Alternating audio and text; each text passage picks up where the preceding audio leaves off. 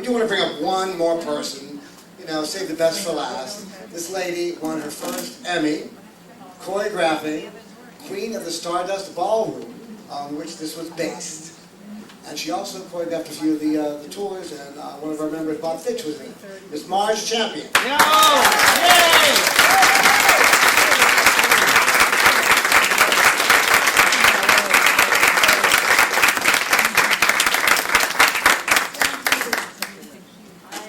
Remember to hold this up like that. And I have to tell everybody that if you don't hold it up like this, you can't be heard. But thank you for your stories. I loved it.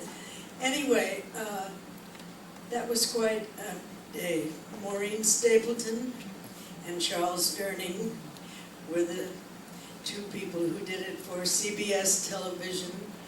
And we had 10 days rehearsal. And Billy Goldenberg, who wrote the music, and Marilyn and Ellen, they wrote the words. It was a kind of put together with no money. Billy played every rehearsal, just as he had before he became a famous composer for movies. And I rode on a truck through all the dancers, telling the cameraman where to face his camera, because there was no time to choreograph the ensemble. But we had them all from Myron's Ballroom in Los Angeles, and I had been going there for about 3 weeks and finding out who could dance and who couldn't. And they got their lunch and $25.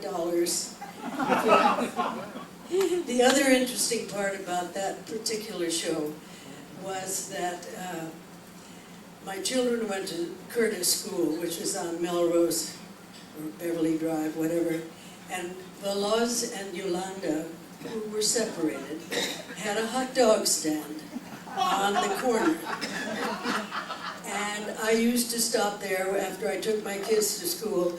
I'd stop and say hello to Yolanda. Took the early trip, and opening the store and all, and the coffee and buns that they sold.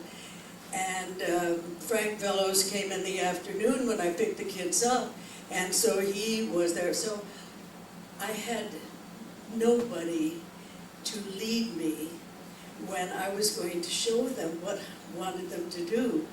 And I went in the afternoon and I said to Frank, would you like to help me on a show that is going to be on CBS television?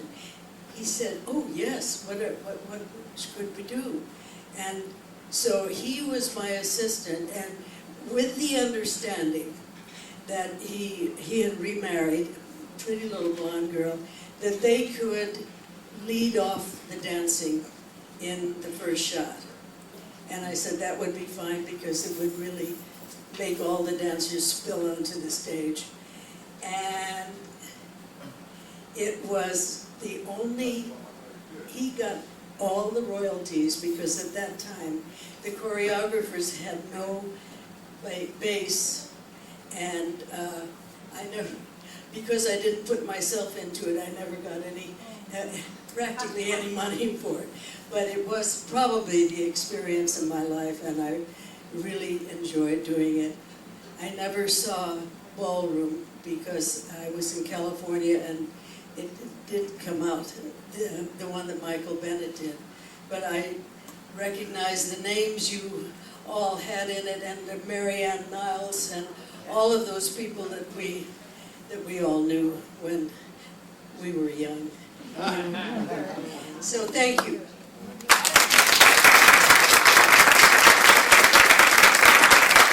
Thank you so much, Marge. Thank you all.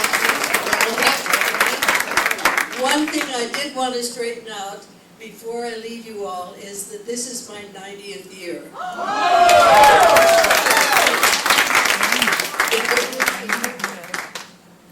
I am holding this up. There is a new book out that you might like to read because it's all about about animated dancing, and it's by Mindy Aloff. And she has written a book called, it's up there, Hippo in a Tutu. Of course, I was the hippopotamus in Fantasia, too.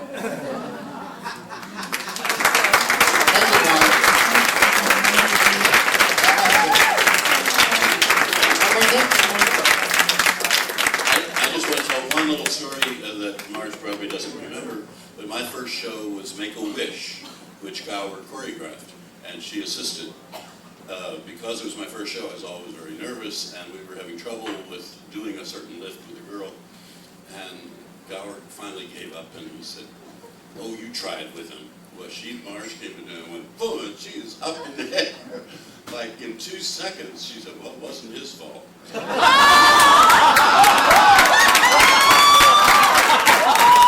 I thank you. I always remember that. And one more thing, Marge would be happy to know, the board of directors made a new rule just this year, just a couple months ago, that we're giving free Dancers Over 40 memberships to everyone who's 90 or older. So